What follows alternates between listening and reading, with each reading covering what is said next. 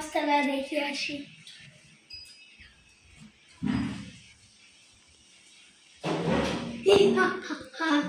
নকল নিউজটা তো ভালোই হয়েছে, যাই ঘুমাই গিয়ে।